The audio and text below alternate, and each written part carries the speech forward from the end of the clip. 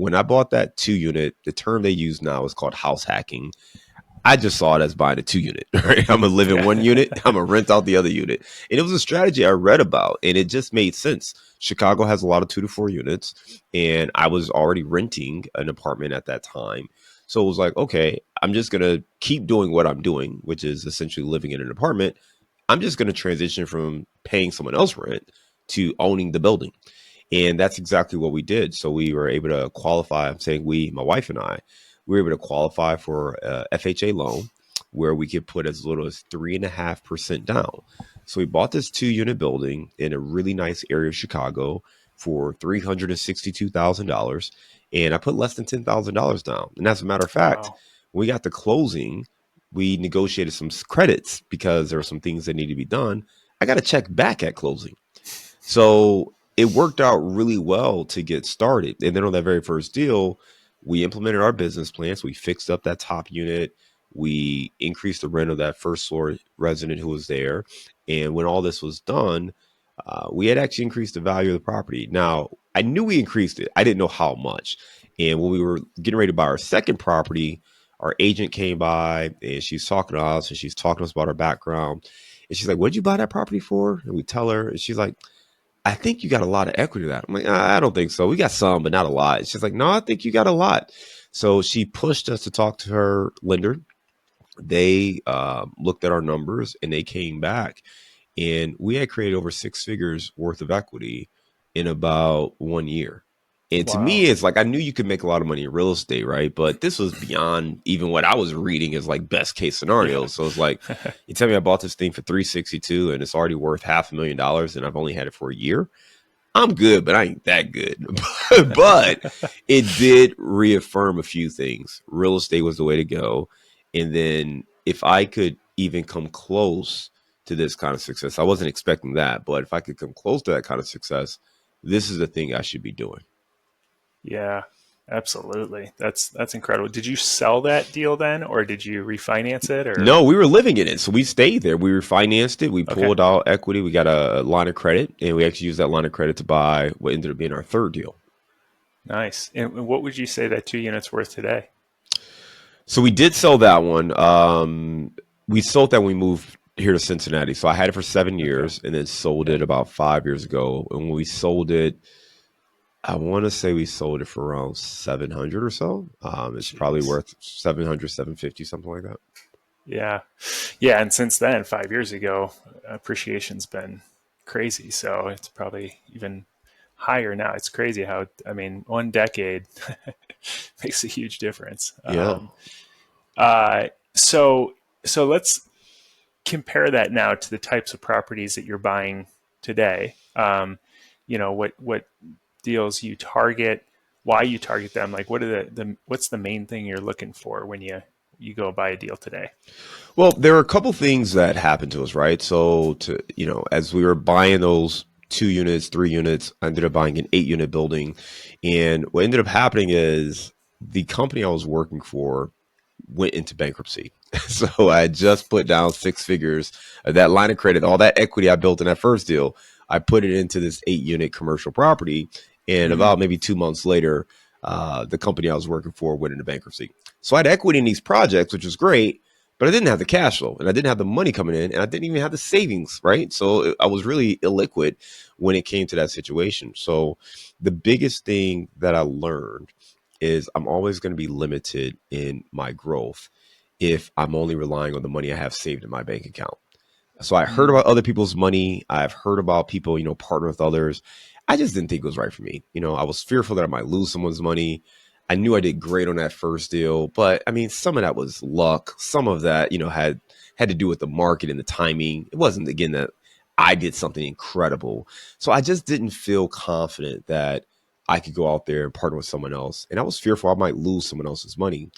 But when my job and my security was threatened and his company went into bankruptcy, I had to do a deep reflection, right? And say, okay, well, what are you going to do? Sit here and sulk, or are you going to figure out a solution?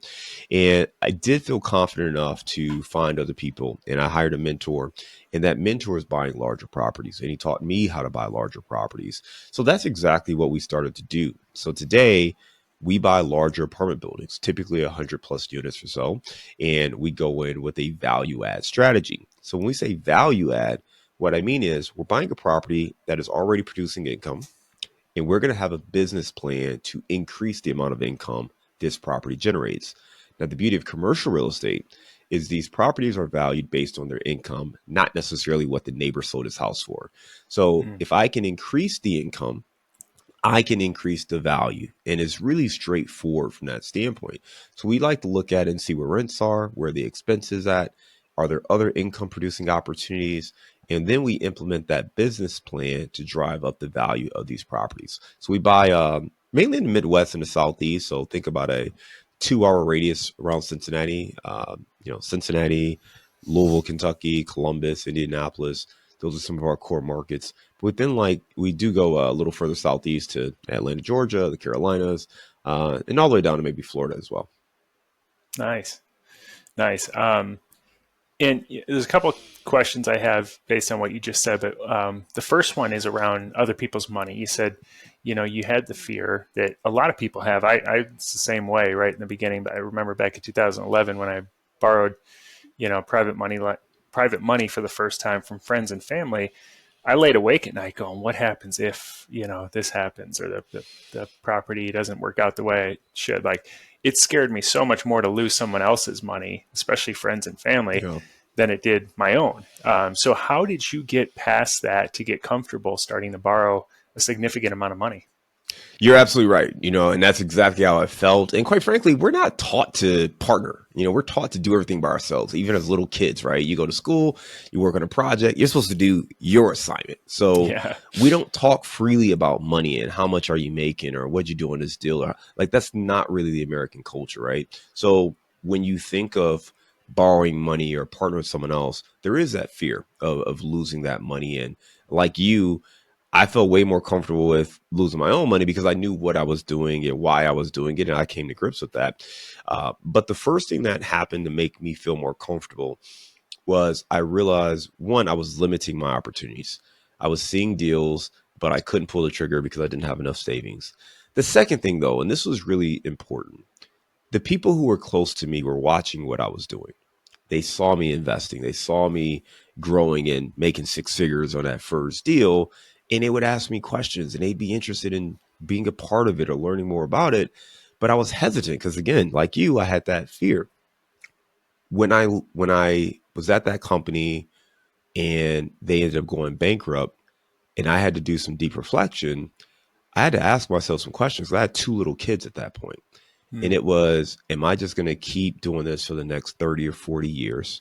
And updating my resume and just praying I can get another job, and that gap between job loss and the new opportunity isn't so big that we can keep moving.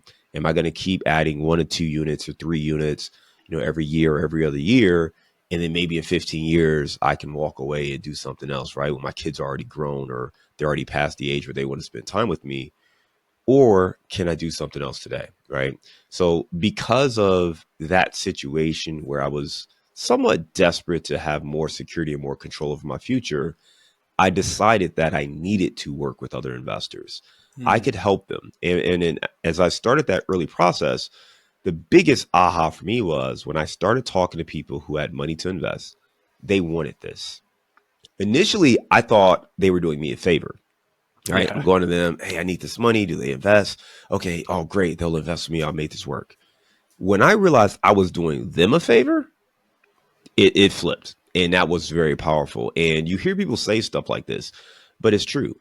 If you have high net worth individuals who are looking for passive income, they're looking for cash flow, they're looking for appreciation, they're looking for diversification of their portfolio, they're looking for some tax benefits, there are only a handful of options for them to get that.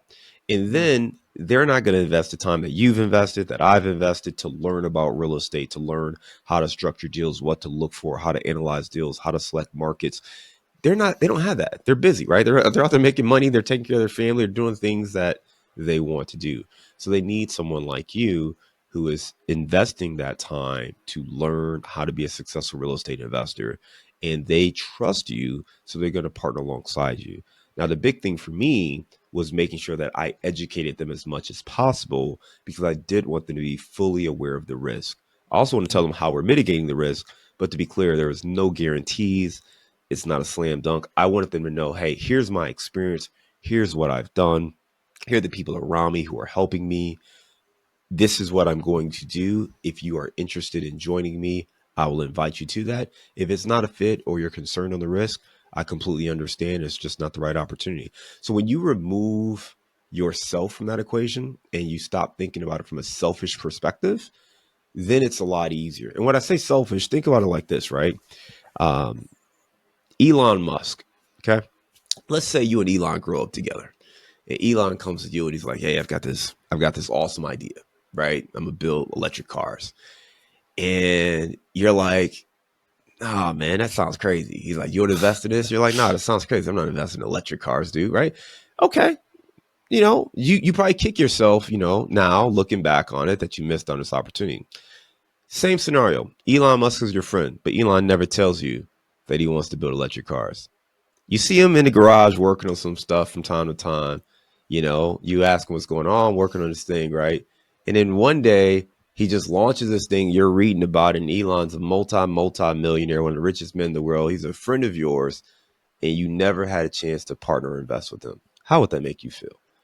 Right? Yeah, So if that's a good you have point. a solution that can help someone else's problem and you don't offer that solution, you spend all this time investing in it yourself, learning about it, doing it, right? You're doing deals yourself.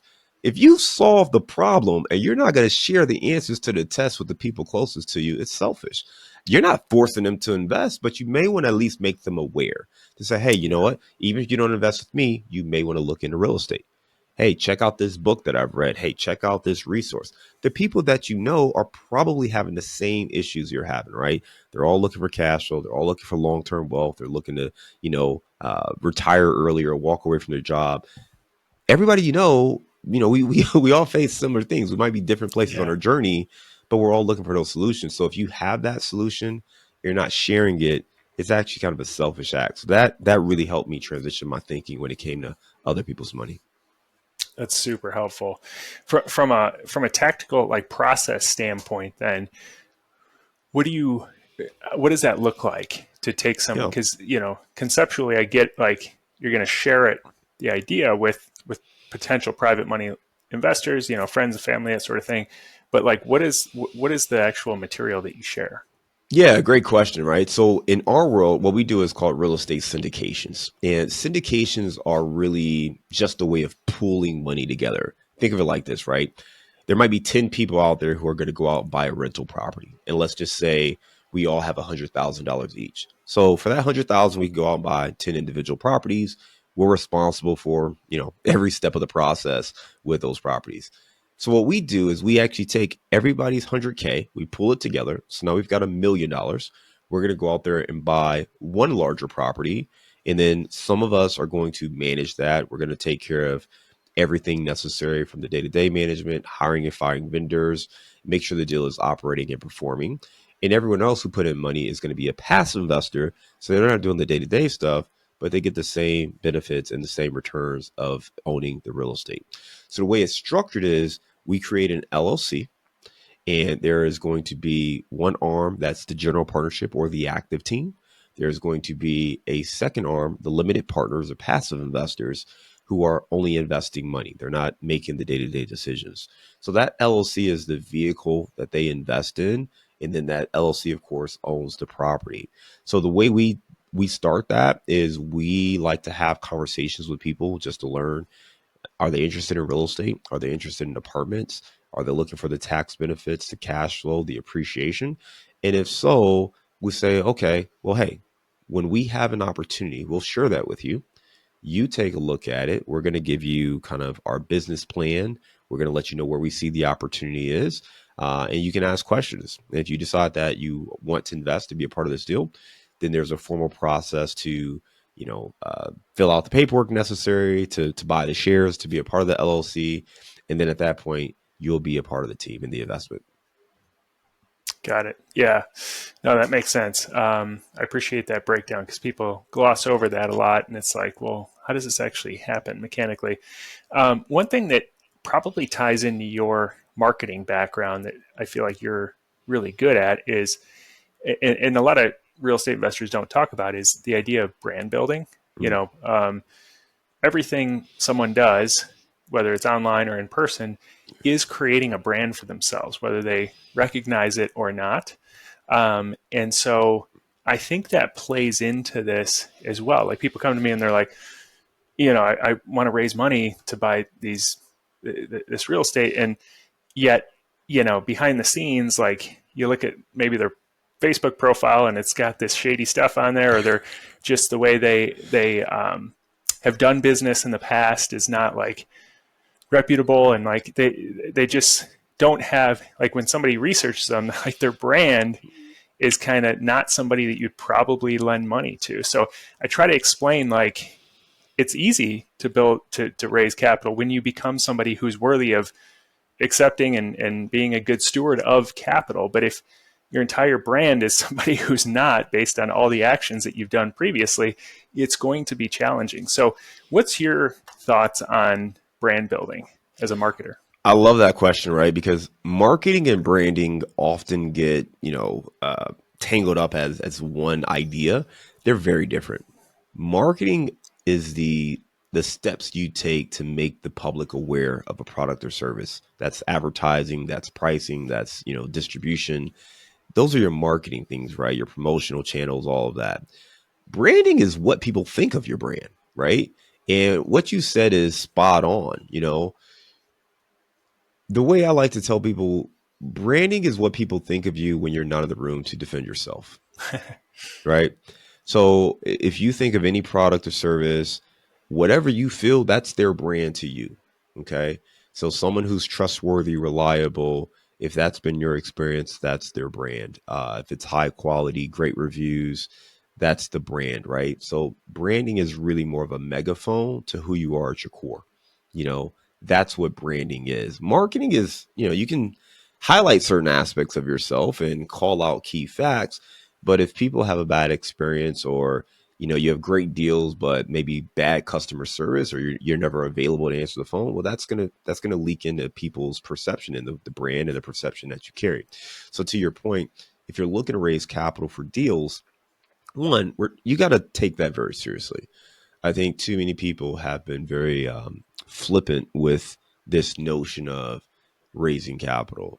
This is the money that people have worked really hard for. I mean, 50K, 100K, for many people, that is, 6 months worth of work, a year's worth of work, maybe even more. So that's a lot of savings, right? That's the time that they've invested to have this money that they're entrusting you to go out there and hopefully protect, if not grow. So take that seriously. And your brand needs to reflect that. Your approach needs to reflect that. Your education, everything you do needs to be centered around helping to grow and protect the capital from these investors. So certainly there are marketing things you can do to attract more people and bring more leads in. But at the core, do you care about these people? Are you trying to protect them? Are you doing everything in your power to make sure these deals are successful? That's what I want to know. And that really is the key of building a brand, right? If you're doing good things, now you got to share that with people. That's where reviews come into play. That's where having a website comes into play. That's where being able to share your track record comes into play. So all these things are important because people don't know you. You have to tell them who you are, but you also have to be authentic. If people start reaching out to your referrals and they say, oh no, this guy was terrible to work with. He, Yeah. took my money and I didn't hear from him for 6 months. Well, that's going to be a terrible experience, right? For your brand. So you can, fool people for a short amount of time, right? With maybe some slick marketing. But the reality is your true brand, your true core values, that's going to come through. Maybe the money is already in the bank account, but when you're working with people, that's going to come through. And I think for anyone in this business, this is a long-term wealth creation opportunity. So you don't want to be short-sighted here. Build a real business, take care of people, do the right thing, respond to your investors, right? If you're doing those things, you'll set yourself up, your family, and you'll have a great brand and a great reputation.